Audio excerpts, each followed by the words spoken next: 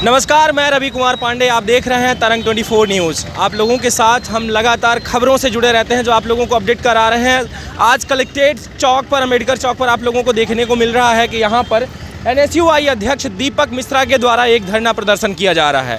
धरना प्रदर्शन बताना चाहूँगा आप लोगों को कि ये खास मुद्दा ये है कि यहाँ पर लॉ कॉलेज या विश्वविद्यालय की डिमांड की जा रही, ऊपर से अतिक्रमण जो संजय गांधी के मैदान में किया जा रहा है उसको हटाने के लिए इनका एक संघर्ष किया जा रहा है। धरना प्रदर्शन है कि कहीं ना कहीं छात्रों को दिखाया जा रहा है कि छात्र जो हैं वो मैदान में न खेल पा रहे हैं, न दौड़ पा रहे हैं, न बैठ पा रहे हैं। और सबसे बड़ी बात ये है कि उस ज़मीन पर जो अतिक्रमण किया जा रहा है जिसके चलते बिल्डिंग का भी निर्माण नहीं हो पा रहा।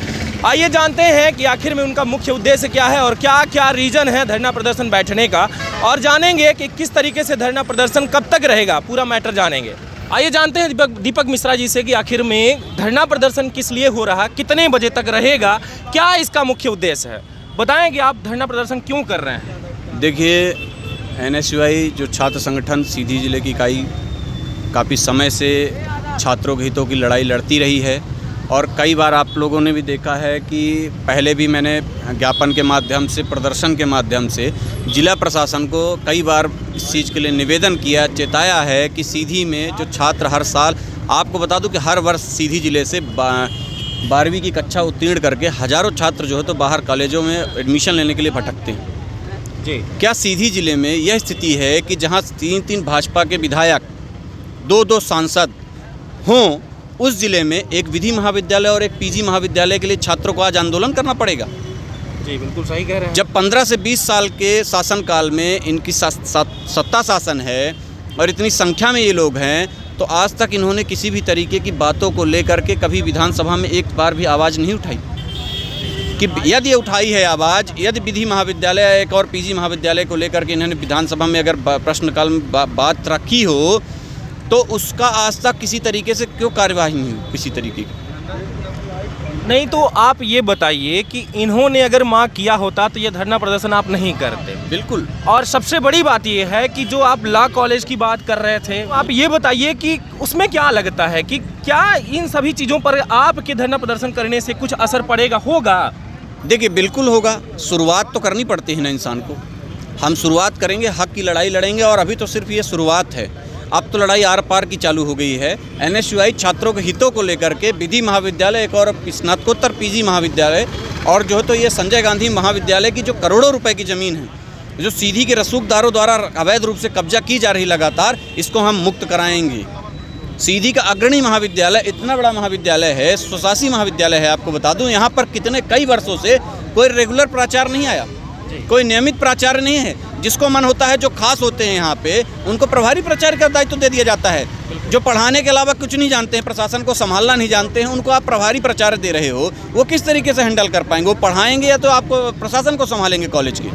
और वो किसी भी तरीके को सिर्फ ताक में रख करके और कुछ लोगों के काम करने के लिए वहाँ पर बैठे रहते हैं। विधि महाविद्यालय और लॉ कॉलेज और एक और PG महाविद्यालय की बात कर रहा हूँ आपसे, यहाँ पर पुनः बताना चाहूँगा आपको। लेकिन ये बताइए आप कि इसके लिए आप कर रहे हैं, ठीक है, क्या आप ये बताइए कि जो यहाँ पर स्कूल है जहाँ विद्यार्थी हैं लेकिन वहाँ पर टीचर नहीं है, या टीचर जा रहे हैं वहाँ पे सिग्नेचर करके आ रहे हैं, या फिर उपस्थित ही नहीं हो रहे हैं, उस बारे में क्या आपने सोचा कि पहले वो मेंटेन हो तब इसके बाद फिर ये सभी चीज़ें? देखिए, जो सबसे ज़रूरी है आज के समय में, मैं जिसकी लड़ाई कई वर्षों से लड़ रहा हूँ इस चीज़ों को लेकर के, कि विधि महाविद्यालय जो लॉ कॉलेज की पढ़ाई करने के लिए हमारे यहाँ से हज़ारों की संख्या में, आपको बता दूँ हज़ारों की संख्या में, सैकड़ों नहीं है, हज़ारों की संख्या में हर वर्ष छात्र यहाँ से बाहर जाते हैं और कॉलेजेस में एडमिशन लेते हैं, प्राइवेट कॉलेज में। जो गरीब छात्र हो वो कहाँ जाएगा?